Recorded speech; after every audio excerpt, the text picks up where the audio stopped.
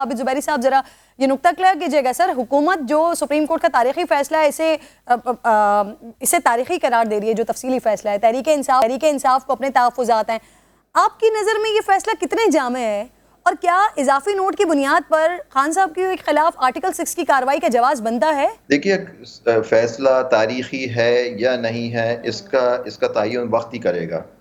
कि इसका असरात क्या मुरतब होते हैं कि ये फैसला कितना तारीखी है। एक कोर्ट ने एक ओपिनियन दी है मेजॉरिटी से कि जो जो डिप्टी स्पीकर की रूलिंग थी वो अनकॉन्स्टिट्यूशनल है। वो आर्टिकल 69 नहीं लगता, ये प्रोसीडिंग्स के ज़िम्रे में नहीं आता, उसमें कोर्ट इंटरवीन कर सकती है ऐसी इश्यूज़ पे अगर उठेंगे कि चाहे वो एग्जेक्टिव करे या पार्लियामेंट के अंदर अनकॉन्स्टिट्यूशनल चीज़ें होंगी तो वो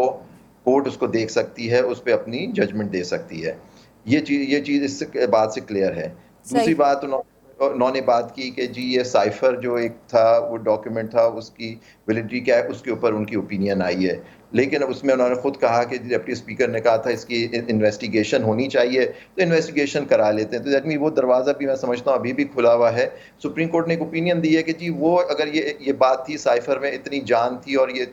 इतना इसमें असर था, तो वो उन्होंने खुद इस पे एक्शन लेना चाहिए था, खुद रूलिंग में खुद का इन्वेस्टिगेशन से पहले फिर ये उन्होंने उसको इसके वोट ऑफ कॉन्फिडेंस पे, नो कॉन्फिडेंस पे उनको कराना चाहिए था। ये सुप्रीम कोर्ट की ओपिनियन है, ये उनका व्यू है। तो ये उन्होंने अपना ओपिनियन दे दिया, ये मेजॉरिटी फैसला है। अज़ाफ़ी नोट की आप जो बात करें, जैसे बहुत सीनियर मुअज़्ज़िज़ एतज़ाज़ अहसन साहब ने फरमाया, बिल्कुल उन्होंने सही बात कही कि इज़ाफ़ी नोट का उनकी एक जज साहब की ओपिनियन, लेकिन आप उसमें भी देखिएगा, उसमें एक पैरे में एंड में लिखते हैं कि ये देखना पार्लियामेंट, उन जज साहब ने भी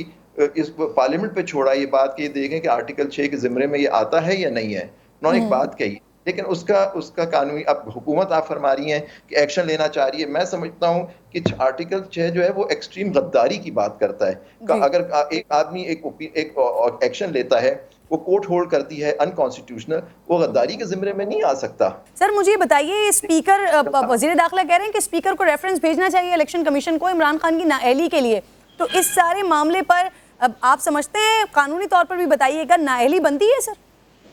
मैं तो नहीं समझता इस पे नाअहली बनेगी इस बात पे कि अगर एक स्पीकर ने एक रूलिंग दी, उसकी बिना पे वो फैसला अगर सुप्रीम कोर्ट ने होल्ड किया वो सही नहीं किया, उसकी बिना पे उन्होंने उसको रूलिंग को ख़त्म करके प्राइम मिनिस्टर ने उस वक्त अपनी जब फिलहाल वो रूलिंग ये थी कि वो जी उन्होंने उसको डिसमिस कर दिया, वो वोट ऑफ नो कॉन्फिडेंस को। उसके बाद प्राइम मिनिस्टर ने एक एक्शन लिया और एडवाइस की सदर मुमलिकत को कि इसको डिसॉल्व कर दिया जाए पार्लियामेंट को। वो सब चीज़ें रिवर्स कर दी हैं सुप्रीम कोर्ट के फैसले से। वो आपने भी देखा शॉर्ट ऑर्डर से, अब उसके तफसीली फैसला आ गया है। लेकिन देखिए इसके अंदर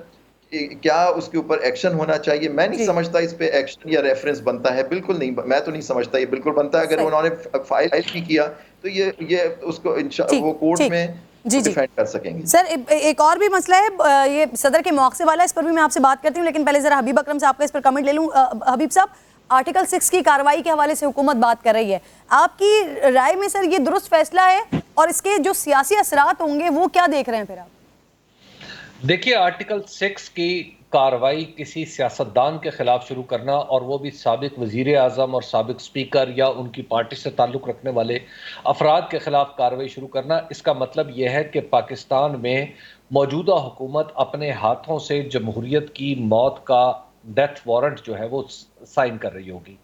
उसकी वजह यह है, उसकी बहुत सारे कानूनी पहलू तो अपनी जगह, जैसे एतजाज़ अहसन साहब ने भी बयान फरमाए, ज़ुबैरी साहब ने भी बयान फरमाए, लेकिन उसके जो सियासी पहलू है वो क्या है कि आप पाकिस्तान की तारीख में अयूब खान को आप क्लीन चिट दे रहे हैं, आप जनरल याहिया को क्लीन चिट दे रहे हैं, आप जनरल ज़ियाउल हक को क्लीन चिट दे रहे हैं, जनरल परवेज़ मुशर्रफ जो हैं उनको आपने एक हवाले से क्लीन चिट दे चुके हैं कि एक यानी उनके खिलाफ जो जिसमें वो मुजरिम भी साबित हो गए, फिर वो फैसला लाहौर हाई कोर्ट की वजह से फिर एक जगह पे रुक गया, और आप पॉलिटिकल लोगों के ऊपर ये केस चलाएंगे जो मुंतखब थे,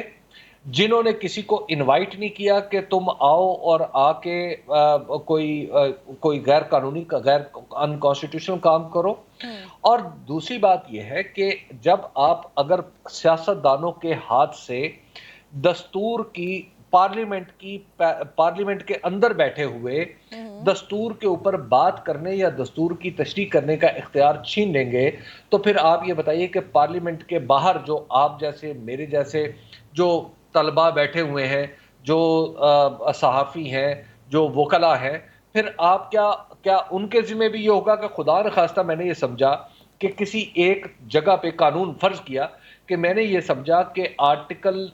जो 19 और 19A है, मुझे मुकम्मल तौर पर बोलने की आज़ादी देता है, और मैंने इसकी तशरीह खुद कर ली, लेकिन मुझे बाद में पता चला कि नहीं जी, ये मुकम्मल आज़ादी नहीं है, इसमें आज़ादियों पे कुछ हदूद व क़यूद हैं, तो क्या मेरे ऊपर आर्टिकल 6 लगेगा? अब मसला ये है, ये जो आर्टिकल 6 की बात हो रही है और इस जी संजीदगी से हो रही है, मुझे तो सही ये एक लतीफ़े से ज़्यादा कुछ नहीं लगती।